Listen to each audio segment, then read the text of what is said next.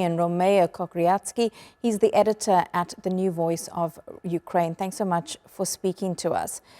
This strike that we've been speaking about on Kiev, it's the worst in more than a year. But what do you make of the timing of this attack by Russia at a critical point in possible peace deal to possibly bring about a ceasefire? Was Moscow trying to pressure the United States and Ukraine by carrying out such an attack?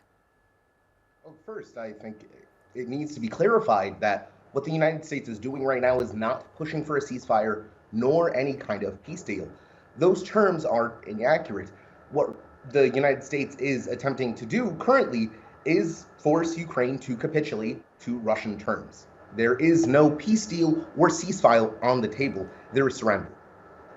So it's fair to say, in your opinion, that you don't believe the U.S. is the right negotiator right now, because you've got President Trump being openly disparaging about President Zelensky while then openly praising President Putin.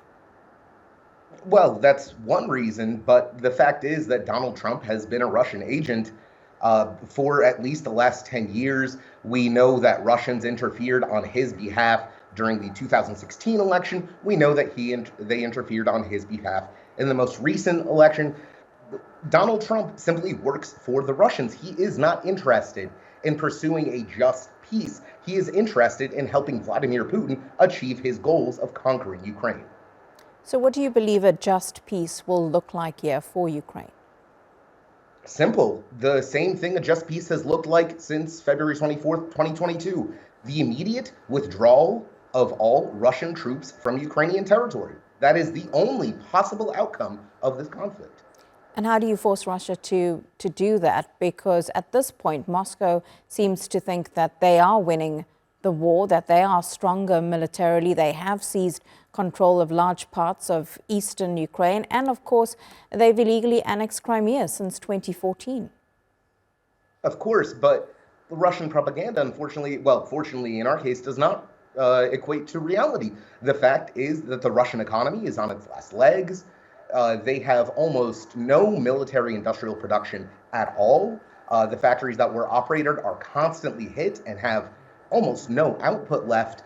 The reason Putin is pushing so hard for a quote-unquote peace deal, a ceasefire now, is not because he feels he is strong. It is the opposite. He feels that Russia's position will be much weaker in the very near future. Should European countries be stepping up here? They've been rebuked by Trump for a while now, saying that Europe is not doing enough, that they're not spending enough on defense. We've seen Europe actually stepping up in terms of defense with some of the bigger countries like Europe and like Germany and France. But should they be playing a bigger role now in looking at talks between Ukraine and Russia?